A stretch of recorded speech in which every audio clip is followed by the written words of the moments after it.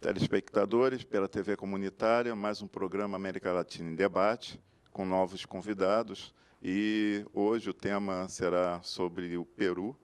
E temos aqui o cônsul adjunto do Peru no Rio de Janeiro, o senhor Augusto Bazan, a professora Marília Vieira de Araújo, que é professora de espanhol e pesquisadora em línguas hispânicas, e que tem um trabalho de dissertação sobre Vargas Llosa, a Sônia Latigé, que é representante do Sebrapaz, uma entidade representada aqui no Rio de Janeiro, em nível nacional, o nosso colega Reinaldo Cunha, que é representante da Associação Universitária Latino-Americana, que já esteve em outros programas conosco e coordenador da TV, em termos de programação, e eu, Newton Soares de Souza, represento aqui na área da coordenação e produção.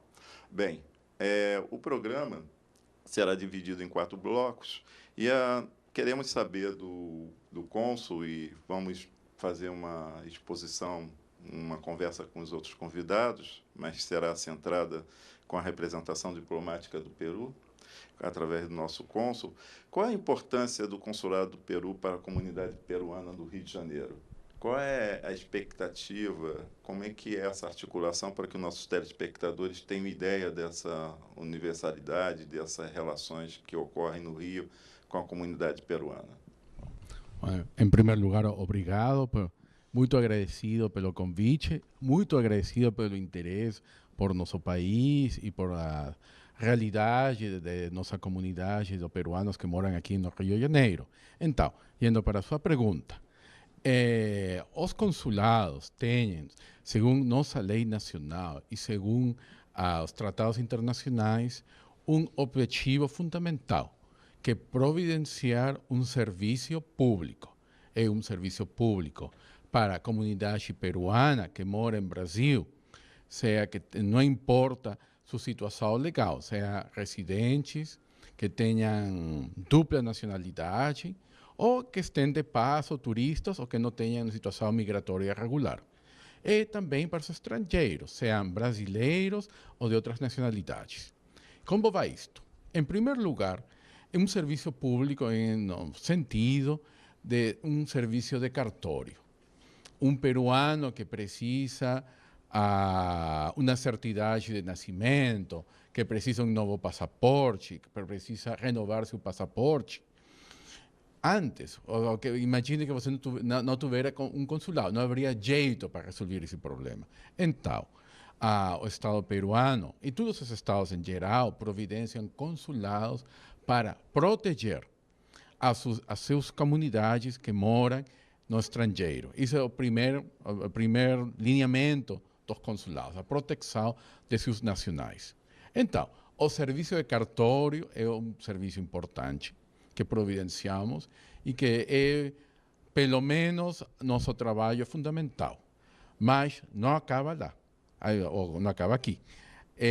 Há muitas outras coisas, como falei, a proteção internacional, do nacional peruano, um serviço público. Então, achamos que temos que providenciar assistência legal para os peruanos. Por quê? Os peruanos que venham a morar aqui, depois isto já será melhor desenvolvido pela gente, e que querem ficar aqui e obter a residência, precisam uma documentação, também precisam orientação. Então, providenciamos certidades de nascimento, certidades de casamento, renovamos os passaportes, também providenciamos certidades de não ter antecedentes penais, que é um requisito da Polícia Federal para um peruano que queira mudar para ter residência ou mudar de visto. Isso é um assunto muito importante, ou seja, de providenciar e dar assistência legal. Também outro objetivo muito importante é ajudar aos problemas de nossos peruanos. Eu sou advogado, mas eu acho que agora estou mudando em psicólogo, em sacerdote, E não tenho em matemática, porque os peruanos vão ao meu consulado e falam de seus problemas, porque muitos deles estão sós no nosso país. Então, têm problemas pessoais, têm problemas conjugais. As mulheres que são batidas por seus maridos, sejam peruanos ou brasileiros, vão ao consulado, não sabem o que fazer. Então, procuram o cônsul, meu marido me bate, o que faço? Então, providenciamos, essa pessoa não sabe, muitas vezes não consegue falar bem português, como eu. Então, não está em um país estranho, não conhecem gente, então, nosso consulado orienta a pessoa como fazer a denúncia contra essa pessoa que bate, ou que tenha uma crise matrimonial, fala, tenho problemas com meu marido, bom, eu escuto a pessoa, bom, eu não posso fazer muito, mas muitas vezes que uma pessoa seja ouvida, seja escutada por outro peruano, é importante para eles ou elas. E isso também é um assunto importante, que os peruanos tenham direito de ser escutados por seu cônsul, pelo cônsul. Tá. E outro assunto importante também é a proteção de nacionais que tenham problemas com a justiça, que seja com razão ou sem razão, mas acontece. Então, segundo a Convenção de Viena, eles têm direito à assistência consular. O cônsul tem o dever, o direito de estar presente nas audiências públicas.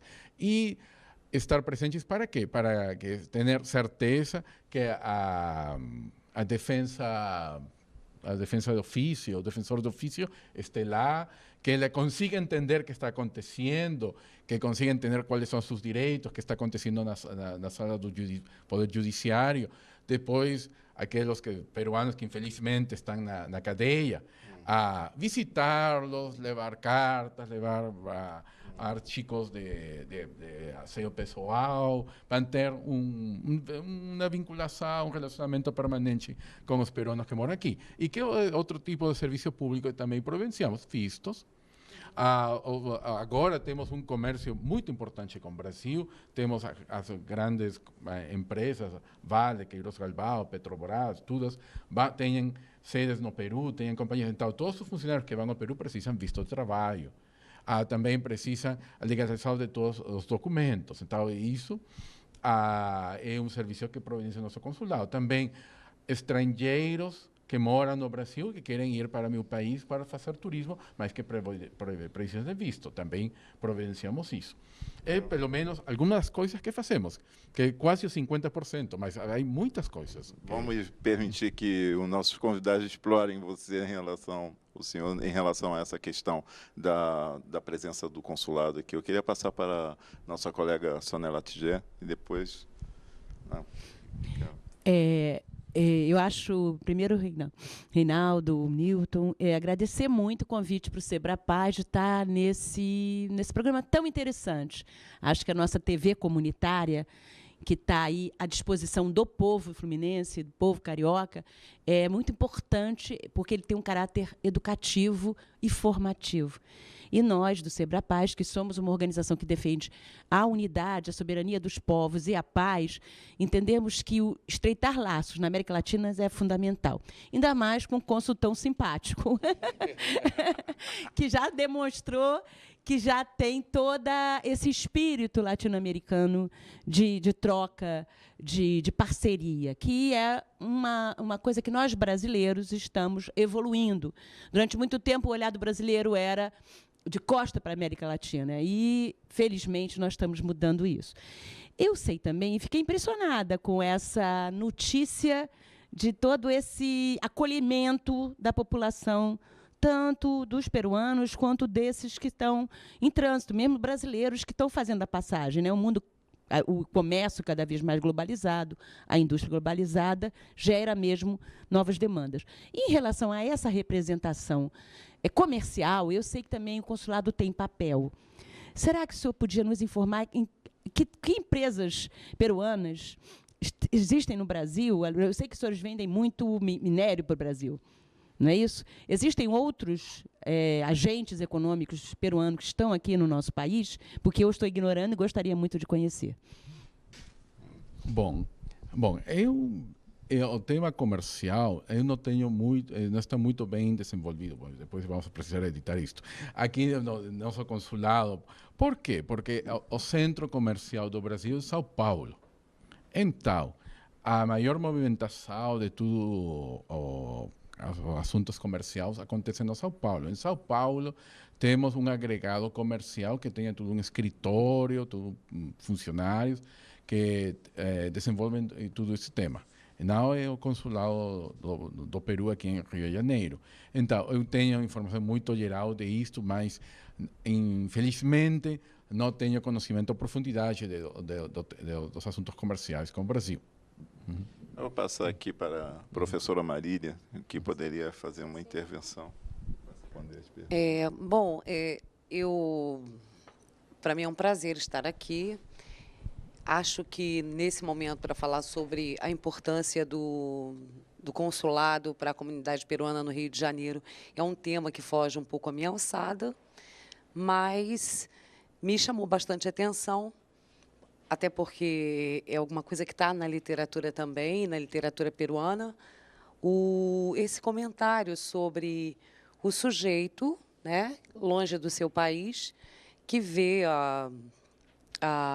o consulado como uma espécie de casa, ou berço, ou espaço de apoio. E o senhor cônsul ter se preocupado em passar essa informação, né? Da mulher que vai ao consulado porque teve conflito matrimonial, porque apanhou do marido, porque pode ter algum trâmite jurídico que não consegue resolver porque está em outra cultura. Eu gostaria, se fosse possível, que o senhor expusesse algum caso, nos contasse assim, a miúde, algum evento desse tipo que teve uma solução feliz. Bom, solução feliz? Bom. Happy endings na vida real raramente acontecem.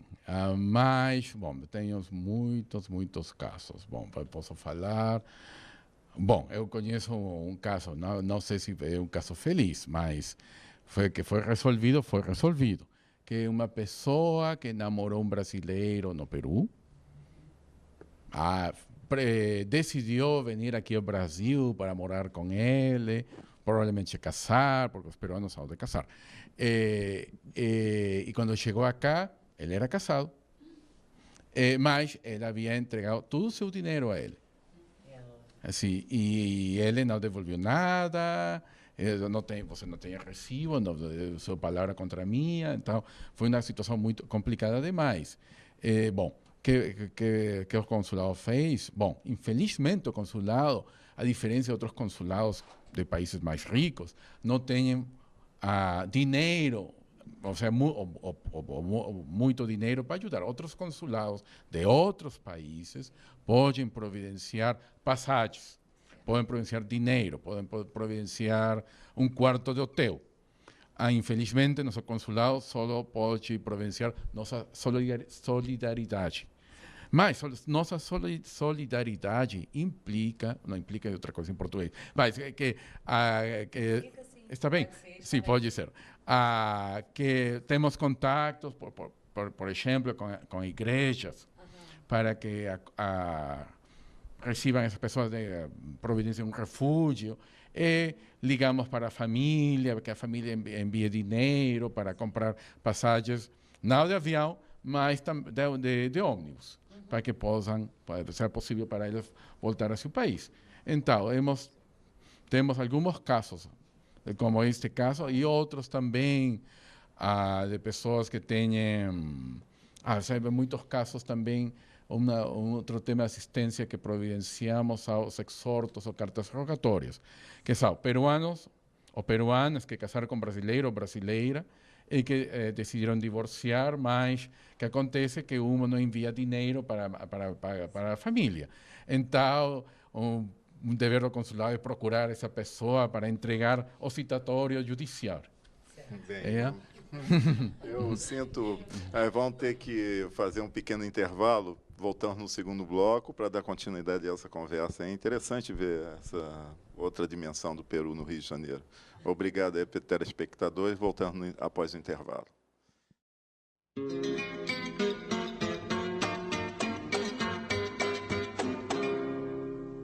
Cosechando mis mares, sembrando mis tierras.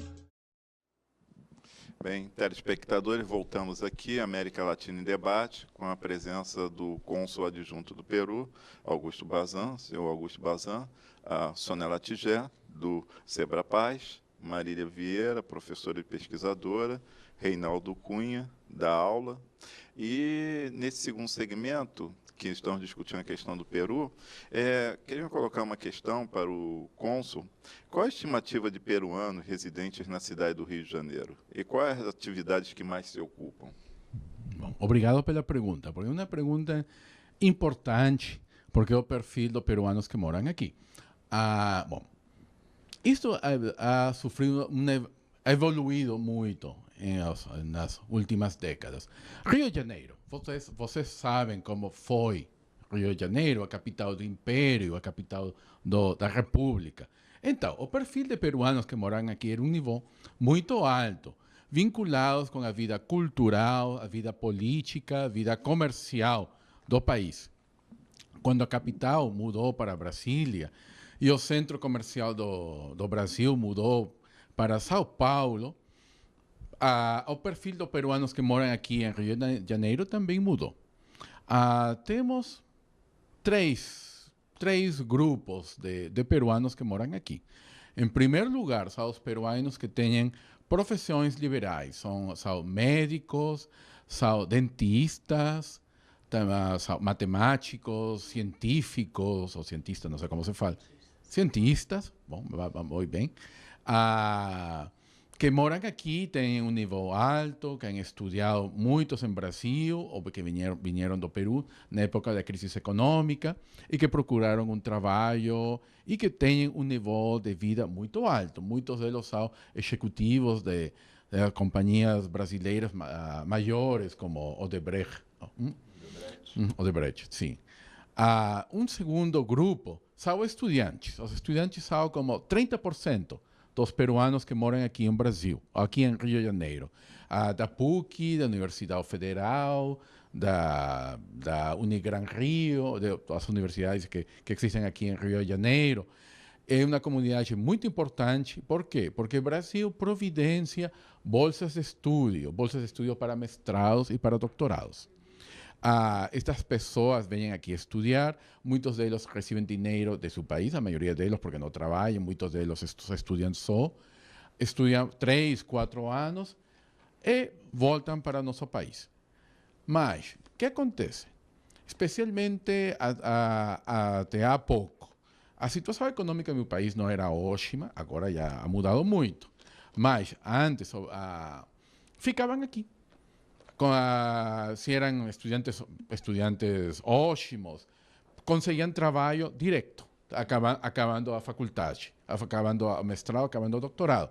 Então, entre voltar ao Peru e começar a procurar um trabalho e ficar aqui no Brasil, com gente, com amigos, com pessoas de sua profissão e com um salário certo, preferiam ficar aqui. E também porque acabavam, muitos deles, namorando brasileiros ou brasileiras, e casavam e ficavam aqui e fundavam uma família em este país. Então, este segundo grupo muda para o primeiro grupo, que são as profissões liberais.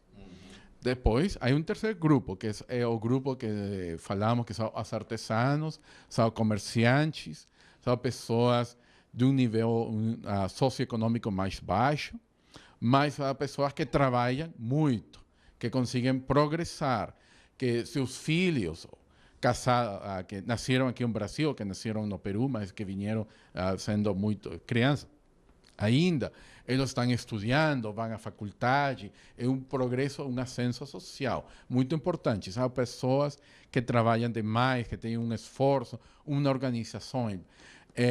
O comércio informal em nosso país tem uma antiga tradição. São pessoas muito bem organizadas e que se ajudam uns a outros. Então, eles conseguem ahorrar, eles vivem de uma forma discreta, austera, mas vão progressando. Primeiro moram em um morro, depois moram em Copacabana, em um quarto, depois conseguem um apartamento, depois mudam para Niterói. Eu consigo ver como essas pessoas progressam. Eu tenho muito orgulho deles. Muito orgulho, porque é uma base muito importante. Nós temos uma comunidade de peruanos cadastrados como de 3.500, mas estimamos que moram aqui como uns 5.000, porque sempre temos uma turma de peruanos que mudam de cidade a cidade. O Consulado do Peru do Rio de Janeiro não tem só Rio de Janeiro, Estado do Rio de Janeiro, como a única jurisdição. Nossa jurisdição vai desde Fortaleza até por Rio Grande do Sul. Mas temos também consulados honorários que nos ajudam. Temos consulado honorário em Porto Alegre, em Curitiba e em Bahia. Então, em Salvador. Esses cônsules, que são brasileiros, que têm vínculos com o Peru, providenciam um serviço inestimável, porque eles não ganham dinheiro pelo trabalho. Eles sim providenciam um serviço público puro, porque providenciam seu tempo, seu escritório e seu dinheiro para ajudar a nossa comunidade. E estamos com eles em permanente coordenação. Bom, queria também parabenizar aí a todos que estão aqui presentes nesse debate sobre a América Latina. E nós temos algumas questões importantes. Quando a gente fala de América Latina, a gente fala em integração da América Latina, né? Assim como a comunidade comum europeia buscaram se unir em cima de uma moeda, em cima de valores, embora a gente tenha percebido uma certa xenofobia em relação a algumas culturas. Por exemplo, o povo francês, ele tem lá alguns segmentos africanos, né? Até porque foi colônia. E quando a gente começa a ver a questão do Mercosul, alguns países, né, aqui da América Latina se unindo em cima do mercado, em cima do comércio, e a gente vê que essa questão da América Latina é muito mais ampla. E quando a gente tem aqui residentes peruanos, doutores, profissionais liberais, a gente tem aqui artesãos, né, pessoas simples do povo, mas que a gente consiga romper com esses entraves burocráticos, que impede essa livre circulação, né? Como é bom para a gente, brasileiro, poder ir lá no Peru sem burocracia, e Argentina, e vice-versa, né? Podermos entender que somos povos que temos identidades comuns, né? Aqui no Brasil, antes da colônia, antes do Brasil ser colônia, né? A gente tínhamos aqui índios, e a gente consegue perceber claramente pela cultura peruana a presença do índio lá, né? Mas também a gente percebe também a cultura europeia, né? Então, essa questão dos estudantes estarem aqui buscando uma capacitação, formando família, né? Tendo um consulado de frente, participando diretamente um pouco da vida dessas pessoas, né? E quando a gente ouve isso como brasileiro aqui, a gente até fica assim um pouco espantado de saber que um consulado tem uma presença mais humana, menos burocrática, porque a ideia que a gente passa de consulado, principalmente no Brasil, né? Aqui a gente tem o Instituto Rio Branco, né? Que as pessoas se capacitam, estudam, para chegar lá é muito difícil. É uma nata, né? 0, alguma coisa de 0,5% para tentar conseguir entrar num consulado, né? Ou para entrar para ser um cônsul ou um diplomata, né? E lá no Peru, como é que é essa questão, por exemplo, da ascensão, quer dizer, de participar, pelo menos assim, de chegar a um consulado? Há entraves também, tranquilo, assim, tanto o brasileiro, assim. Aqui, por exemplo, a gente tem a Constituição que diz que o brasileiro, para poder fazer parte de alguma estrutura, alta hierarquia, ele tem que ser nato, ele tem que nascer aqui e tal. Lá no Peru também tem essas barreiras. Como é que é, assim? Bom, em primeiro lugar, para ser cônsul se precisa ser diplomata de carreira. Eu, antes de ser cônsul, eu fui também cônsul em Washington, mas antes também trabalhei como na representação permanente do Peru nos Estados Americanos. Representei meu país por 5 anos lá. Eu trabalhei também na Embaixada do Peru em Bolívia. Eu sou advogado, é minha carreira. Eu tenho um mestrado em Direitos Humanos e Direito Internacional em Washington. Mas ser cônsul é diferente que em outros países. Em outros países, você é cônsul toda a sua carreira. Meu país, não. Meu país, você se especializa em uma coisa, mas você também pode fazer outras coisas. Então, se você vai ser cônsul, você primeiro precisa entrar ao Instituto Pérez Cuéllar, que é a equivalente de Rio Branco. Para entrar lá, você precisa ser peruano de nascimento e haver, pelo menos, acabado uma carreira universitária, não importa qual. Quando eu ingressei, eram 3 anos de estudos e não se precisava acabar uma carreira universitária. Mas eu preferi ser advogado antes de entrar, assim que entrei um pouco idoso. Normalmente as pessoas eram muito novas quando ingressavam ao serviço diplomata do Peru. E eram só de 4 carreiras só, que era Direito, Sociologia, Economia ou História. Agora podem ser de muitas carreiras, mas depois você faz um serviço de toda a sua vida e você vai sendo promovido devagar, segundo os seus méritos personais. Mas há um concurso público para conseguir ingressar. Vou passar para a Sônia Latiger, Sebrapaz. Milton, eu vou só me permitir fazer um registro, embora a pauta de alguém que está representando o seu Estado, não cabe isso. Para nós, do Sebrapaz, foi com muita alegria que nós recebemos a eleição do Humala no Peru. Quer dizer, todo esse bloco popular de esquerda, né, ou de centro-esquerda, para nós foi recebido com muita alegria num projeto de América Latina Unida, mas eu sei que o Dr. Baran não vai poder falar sobre isso. Eu quero falar sobre o outro tema que ele já colocou aqui, que me acendeu o feminismo, a nossa amiga. Nós sabemos que nossos países ainda têm uma camada de pobreza bastante significativa, né? Eu sei que o Peru tem crescido em 8% ao ano, de uma maneira significativa, mas ainda existe um perfil de pobreza. E o Brasil, como todos os países da América Latina, vive uma experiência do tráfico de pessoas. Então, eu imagino que o consulado também se depare com essa questão. Outro dia está tendo uma CPI no Congresso Nacional, que a própria Vanessa Graziodin estava aqui, preocupado com essas rotas. E uma das rotas, o Brasil é a rota de saída de mulheres do Peru e da Bolívia. Então, é muito importante, porque um programa como esse na TV comunitária é também um programa de educação e de socorro à população que está nos ouvindo.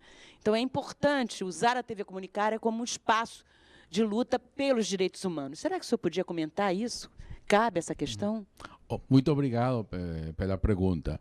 Isso é um assunto de uma importância fundamental para nosso consulado e para nosso país. Sim, existem estas quadrilhas que usam o Brasil como um lugar de passo para tráfico de pessoas para a Europa. Eu conheço um caso concreto, não posso falar nomes, mas procuravam mulheres de uns povoados muito pobres da Serra Central do Peru, pessoas muito ignorantes, muitas delas semi-analfabetas, que precisam de dinheiro, são pessoas muito pobres. Então falam, você vai trabalhar na Europa, você vai ganhar em euros. Seus olhos abrem, vou ganhar dinheiro. Para quê? Não para comprar roupa bonita para elas, para enviar para suas famílias, para seu povoado, para enviar para seus filhos, para que seus filhos consigam estudar, cultivar-se, ingressar na faculdade para progressar. Então, essas pessoas que são ruins demais, vão aos povoados e falam de casos bons, casos de pessoas que foram para a Europa e que agora ganham dinheiro. Você vai ser como ela, você vai ser como sua prima que ganha dinheiro. Mas você pode providenciar $2.000 para a gente. Eu vou fazer toda a documentação, todos os vistos que você precisa, providencie $2.000. As pessoas conseguem o dinheiro, vendem seu porco, vendem sua casa para providenciar o dinheiro para essa gente ruim. Mas elas acreditam que essa pessoa ajuda a elas. Ele vai conseguir que eu consiga chegar à Europa. Porque, por supuesto, se eles vão ao consulado italiano, ao consulado espanhol, ao consulado da França, em Lima, eles não vão conseguir visto para ir para lá. Mas, então, como é? Os peruanos, temos um tratado com o Brasil de 2004, os peruanos brasileiros, um brasileiro não precisa visto para ir ao Peru, não precisa nem passaporte, nem sequer. Precisa só seu RG. Ele pode entrar no meu país com seu RG e ficar por 3 meses por turismo. Um peruano também.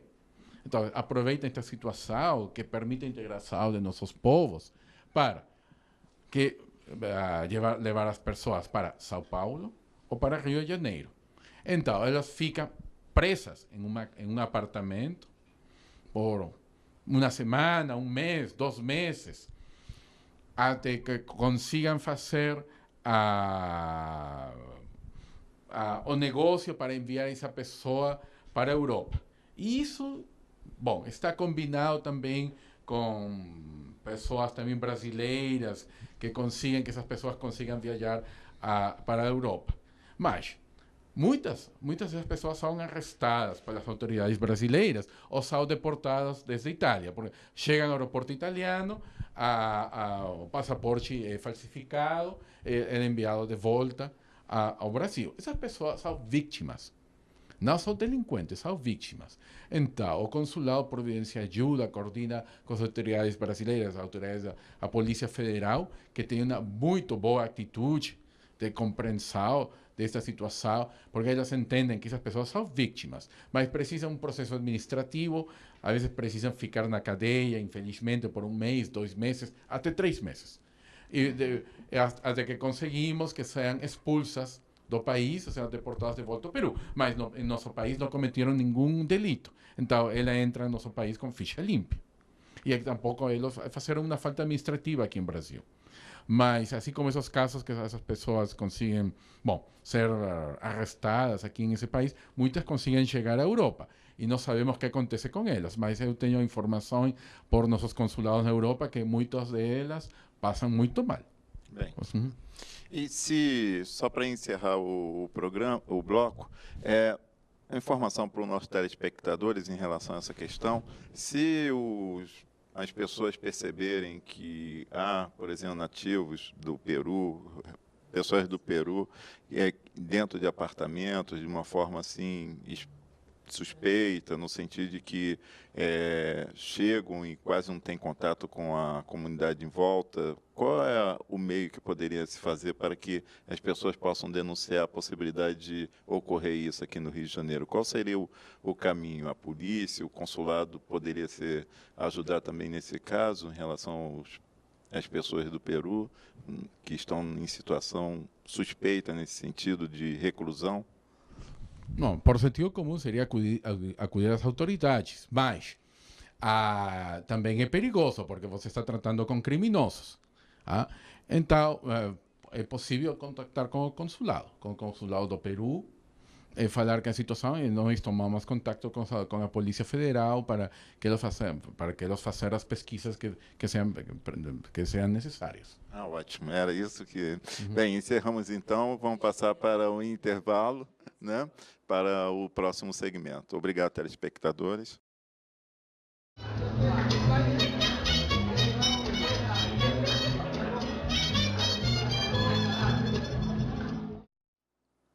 Bem, telespectadores, estamos entrando no terceiro bloco do programa América Latina em Debate, com a presença dos nossos convidados, o cônsul adjunto do Peru, o senhor Augusto Bazan, Sônia Latger, que é do SEBAPAZ, a Marília Vieira, que é professora e pesquisadora em línguas hispânicas, literatura também, né?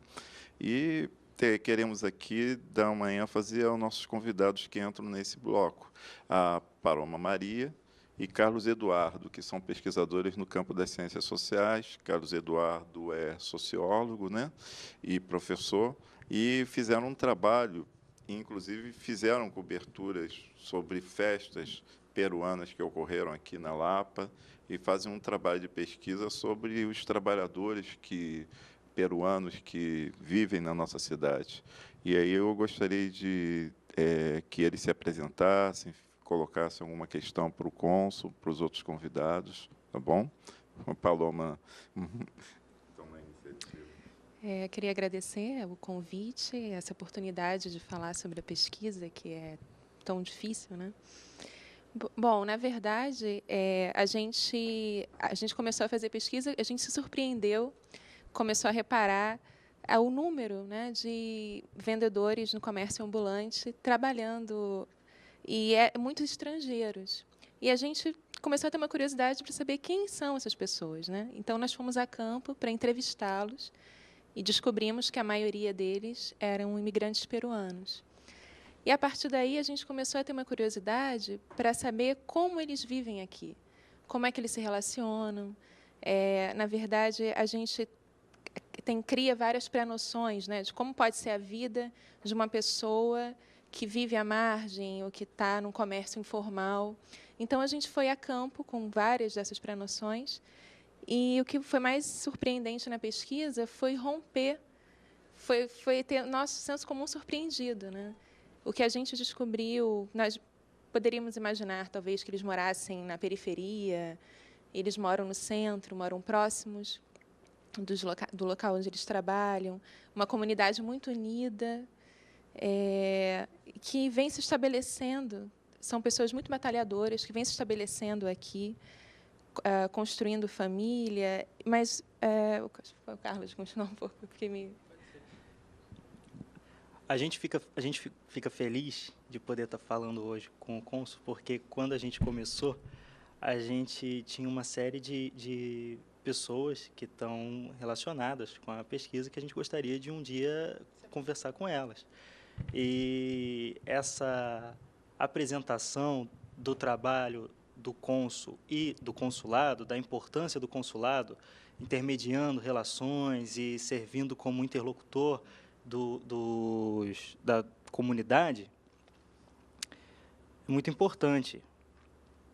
Principalmente se a gente pensar nessa terceira geração de peruanos que estão no Rio de Janeiro, que não são aqueles peruanos que vieram no começo da República, no final do Império, nem na primeira metade do século XX, os profissionais liberais, que não são os pós-graduandos da década de 90, década de 80, e nem da última década, mas são pessoas que estão vindo nos últimos 10 anos, estão recorrendo à cultura do comércio informal, que já existe lá, e estão criando novas sociabilidades na cidade.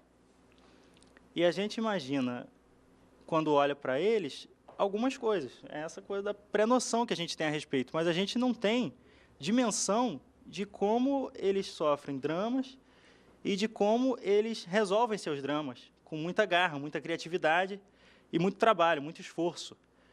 O senhor falou da austeridade da vida deles, é verdade, uma vida austera, mas o senhor fala sempre progressar, progressar, e eles progridem muito. É verdade, eles estão lá primeiro num quarto, depois já vão para um apartamento pequeno na Zona Sul, mas estão buscando a Zona Sul por causa da facilidade de transporte e estão mexendo com o dinheiro de uma forma muito inteligente, fazendo com que o dinheiro se prolifere. E é interessantíssimo como eles conseguem estabelecer um tipo de sociabilidade na cidade, que foi o que a gente conseguiu localizar com a nossa pesquisa. A gente começou buscando saber como e se eles reproduziam hábitos que identificassem com o Peru, se como mantinham laços com pessoas no Peru, se como participavam politicamente do Peru, escolhendo dirigentes, pagando impostos, e se como se sentiriam influenciados pelo Brasil. Como vocês se sentem influenciados pelo Brasil? Vocês sentem que tem algum hábito novo que surgiu depois de vocês estarem no Brasil? E que hábito é esse? Para poder, claro, a gente usou a metodologia de depoimentos, de histórias de vida. Dentro, Maria Isaura Pereira de Queiroz fala, dentro de uma série de depoimentos, você vê o que é comum a esses depoimentos todos. O que é comum a esses depoimentos todos é o que, sociologicamente, você estabelece que é o que essa comunidade tem vivido. E a gente identificou. Existem poucos textos a respeito, não existem núcleos de pesquisa na universidade para poder a gente ter um tipo de pesquisa que lance um olhar sobre comunidade, às vezes até em situação de vulnerabilidade social. E a gente teve que ir a campo mesmo e fomos no lugar de trabalho. A Sônia, antes a gente conversava, e ela disse, puxa, como eu vejo naquele corredor comercial do centro da cidade, na Rua São José, na Carioca. E, então, foi ali naquele local de trabalho que a gente foi primeiro colher histórias de vida. Nos falaram ali do local de lazer deles, fomos no local de lazer, que eles chamam de Parque da Criança, categoria Parque das Crianças, que é o Aterro do Flamengo. Eles se encontram toda semana ali no Aterro do Flamengo, muita gente, jogam vôlei, se divertem e tal, só peruanos.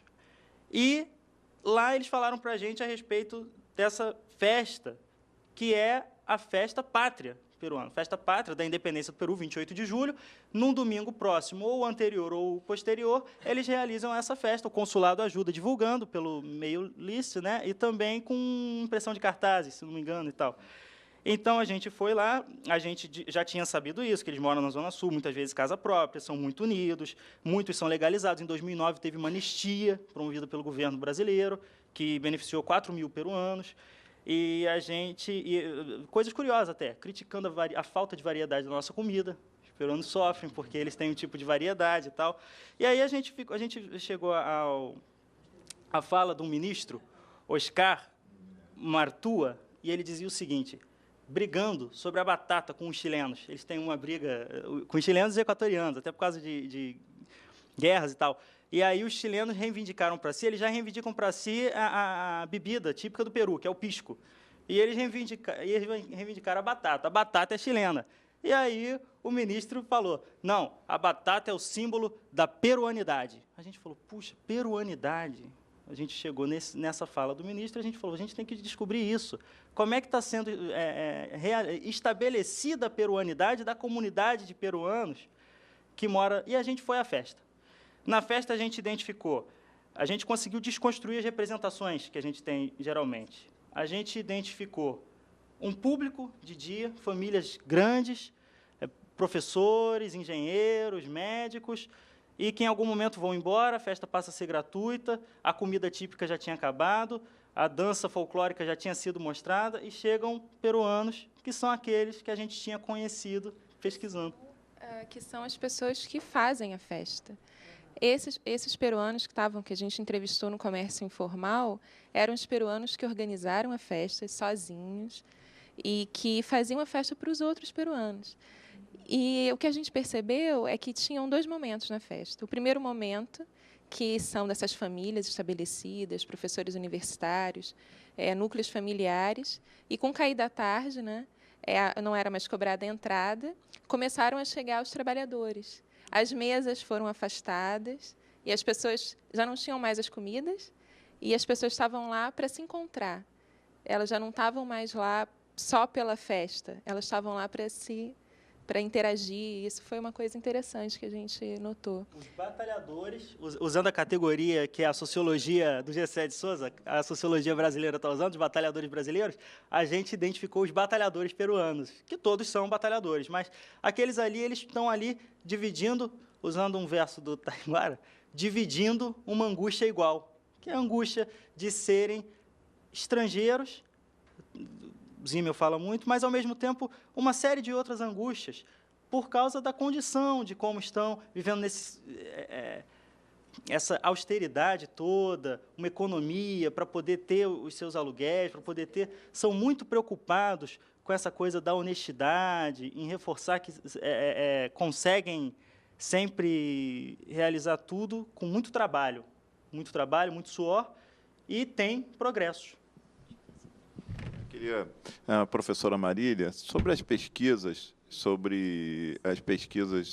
em relação ao Peru, sobre a América Latina. O que a professora poderia dizer em relação a isso? Bom, eu me eximo de um comentário. Eu acharia muito oportuno ouvir o senhor cônsul falar a respeito desse trabalho da pesquisa. A mim tocou bastante, porque isso é, inclusive, objeto de literatura e de literatura peruana, né? Essa relação, eu não sei se há, no momento, algum romance ou na novela tratando sobre essa questão. Nós temos, em relação ao Chile, o Antônio Escármita falando do imigrante chileno, né, que é No Passou Nada, Não Foi Nada. E certamente deve ter algum outro autor que tenha interesse ou que venha abordando o assunto do peruano fora do seu país e construindo família, construindo história. Eu acho que essa fala é do cônsul. Então, com a palavra o cônsul. Muito obrigado pela pesquisa, eu acho interessante demais. E você desenvolveu dois assuntos importantes. Primeiro assunto, que é importante mais para um peruano que mora no Peru, que mora no Brasil, que mora nos Estados Unidos, que mora na Europa. É um orgulho, temos um orgulho. E isso é importante. É que eu não falo que outros países não tenham orgulho do seu país, mas temos uma cultura muito rica, uma história antiga. O Peru foi capital de império. Foi capital de império antes que os espanhóis chegaram ao nosso país. O império dos Incas. Mas os Incas governaram só Peru, e também parte de Colômbia, Equador, norte de Chile, a Bolívia, norte da Argentina, por um século só. Temos 3.000 anos de história. Temos uma civilização sofisticada que, como falamos, domesticou não só os animais como a chama, a alpaca, o cuy, a guinea pig em inglês, mas também domesticou a batata, o maíz, o tomate, e muitas outras comidas que agora você acha que foi parte da universalidade e que foram todas descobertas e domesticadas pelos antigos peruanos. Mas depois, com a chegada dos espanhóis, também viramos para ser capital do império, a capital do Império Espanhol. Lima foi a capital do Virreinato do Peru. E o Virreinato do Peru incluía Argentina, Chile, até Panamá, Colômbia e Venezuela. Depois, por um problema de agilização administrativa, se criou o Virreinato do Rio de la Plata e também se independizou o norte da América do Sul. Mas foi a capital do império. Capital do império tão importante que a independência de meu país aconteceu quase ao mesmo tempo que a independência do Brasil. Mas a diferença do Brasil, que foi também, aconteceu uma guerra, independência, rápido, mas também violenta. Em meu país foi uma guerra de quase 25 anos. Por quê? Como Peru, como capital do império, provincial todos os exércitos do rei que lutavam contra Bolívar, contra San Martín, contra O'Higgins. Então, finalmente, a Gran Colômbia de Bolívar, o Chile de O'Higgins, e a Argentina de San Martín chegaram à conclusão que sua independência não era uma independência com segurança, se Peru ainda era espanhol. Então, todos eles invadiram o Peru para consolidar sua independência. Então, nós temos uma história de muito orgulho, somos gente muito batalhadora. Então, pelas crises econômicas que aconteceram depois em nosso país, as pessoas saíram do seu país. Mas é interessante, todos os peruanos, inclusive os peruanos que já têm residência, que se naturalizaram brasileiros, muitos deles falam, quando eu estiver aposentado, eu quero voltar ao meu país. É um sonho para todos, dos Estados Unidos, no México, aqui no Brasil, voltar ao nosso país. A comida, a saudade pela comida é um assunto importante. Não só a comida, como comida, a variedade de comida, pela cultura, um sentimento também, o segundo assunto. a solidariedade. O peruano é muito solidário com outro peruano. É uma pessoa muito acolhedora. Quando um estrangeiro vai ao meu país, é recebido muito bem. Em meu país não há preconceito contra os estrangeiros.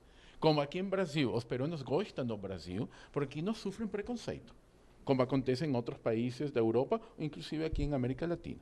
Isso é importante. E, infelizmente, vamos ter que dar um intervalo e vamos dar continuidade a esse debate no próximo segmento, no último segmento do programa. Vamos para o intervalo, telespectadores, e obrigado.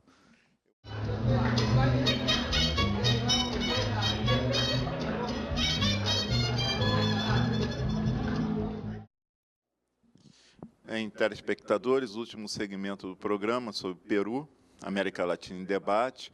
É importante, na transcorrer desse programa, nós trabalhamos aqui o Consulado do Peru, no Rio de Janeiro, e que não é só para o Rio de Janeiro, é para a grande parte do país, com a ajuda dos cônsulos honorários, né, no seu trabalho, demonstrando como é que é a atividade diplomática para os peruanos e demonstra que não tem um caráter estritamente burocrático, pelo contrário, é muito mais amplo do que isso, pelas palavras do senhor cônsul, Augusto Bazan. E a questão do que nós tocamos sobre o aspecto do trabalho, do mercado, a inserção dos peruanos no mercado no Rio de Janeiro do ponto de vista formal e informal, a pesquisa da Paloma, né, do nosso Carlos Eduardo, que são pesquisadores, e Carlos Eduardo já é sociólogo, a Paloma faz pesquisa na UFRJ, a contribuição do trabalho deles sobre essa realidade dos peruanos, que são os batalhadores no Rio de Janeiro, a professora Marília, que a gente está pretendendo agora dar ênfase nesse programa, sobre fechar esse segmento e pedir a colaboração dos convidados sobre esse aspecto cultural que nos entusiasmou no último bloco, né? E não podemos deixar de comentar, eu vou passar para a professora Marília, sobre a presença e hoje o Prêmio Nobel, o segundo Prêmio Nobel da América Latina, depois de Garcia Marques, recentemente conquistado pelo escritor Vargas Llosa, que é uma figura política, um escritor e uma figura representativa do Peru e da América Latina, né, no mundo. Eu queria passar para a professora Marília sobre esse assunto e que a gente abra o debate e feche o programa sobre esses aspectos culturais do Peru na América Latina e no Brasil em particular. Perfeito. O que é relevante, né? Nós comentávamos, e para mim foi com muita alegria a indicação e a premiação do Mário Vargas Llosa. Eu imagino que muito mais para o povo peruano. Eu venho acompanhando o trabalho do escritor há bastante tempo. É uma figura muito carismática, simpaticíssima.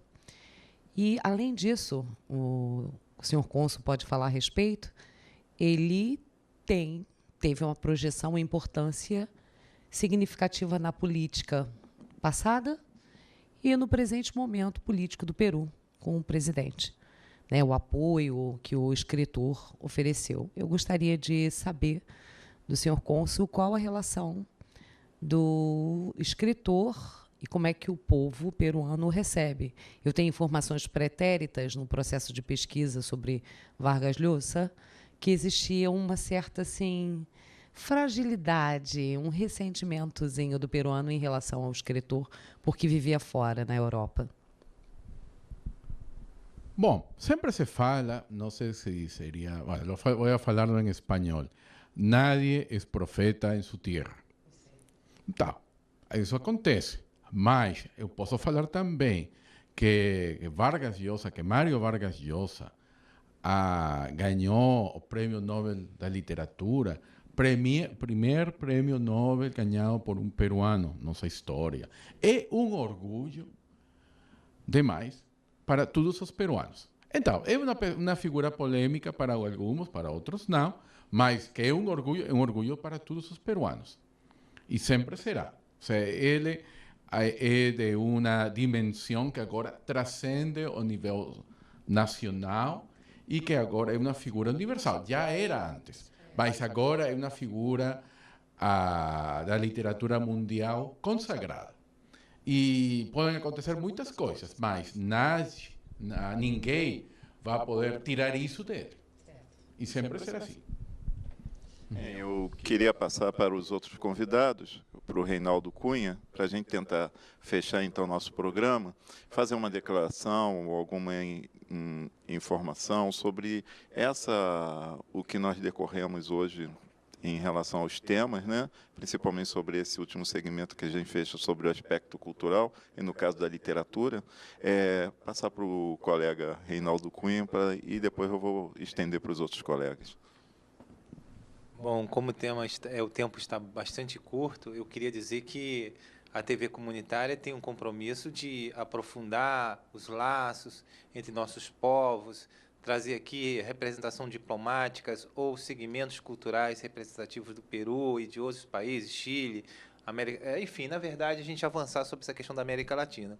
Então, como nós já estamos no fechamento, né, dizer para você que vamos dar continuidade a esse programa aqui, numa outra oportunidade, chamar o cônsul de novo, trazer uma pauta, né, porque o tempo é tão curto, e que a gente tem vontade de falar, e sentimos a necessidade, mas o tempo é muito curto. Então, em nome da TV comunitária, eu quero parabenizar o cônsul, a comunidade peruana aqui no Brasil, e dizer que nós estamos juntos, somos um único povo latino-americano.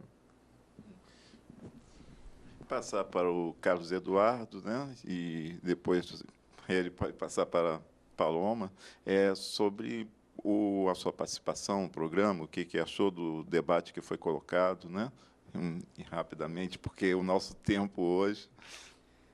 Então, é só importante agradecer mesmo a gente ter podido trazer aqui ao público os resultados da nossa pesquisa, poder trazer um representante do Peru. E eu acho que as últimas considerações podiam ficar com a Paloma. Não, eu queria dizer que é importante que a gente verificou que esses comerciantes eles são legalizados. São pessoas que buscam um emprego no mercado formal e não conseguem. E eles se ressentem um pouco disso, né? E eu queria agradecer a presença do cônsul, o convite, e agradecer muito a essas pessoas que foram muito solícitas para contar suas histórias, para falar da sua vida. E eu agradeço muito a elas pelo resultado da pesquisa, senão não teria sido possível. Vamos encerrar o programa. Eu queria passar a última declaração para o nosso convidado, em especial, o senhor cônsul Augusto Bazan, agradecer a presença de todos e que a TV comunitária vai continuar mantendo esse compromisso e com os batalhadores latino-americanos do Rio de Janeiro, o intercâmbio com a América Latina, em especial, estamos abertos para outro programa, se caso o cônsul queira comparecer. Então, encerramos com a palavra do cônsul nesse programa. Bom, como falei ao princípio do programa, muito agradecido por o convite, muito agradecido para vocês que han feito essa pesquisa inestimável. É algo interessante demais e que eu acho que vai ser muito útil. Eu gostaria de ter os resultados, conclusões para enviar a meu capital. E também, muito obrigado a vocês por os trabalhos, pelo interesse em meu país. E também, falando para nossos peruanos que moram aqui em Rio de Janeiro, aqui em Brasil, nosso consulado está aberto, tem as portas abertas para vocês. Atendimento público é de segunda a sexta, de 9 da manhã a 3 da tarde, todos os dias. Podem ligar para nosso consulado e eu acho que você vai depois... Vamos passar as informações no programa, na edição do programa. Obrigado, então, e encerramos o programa. Graças a todos.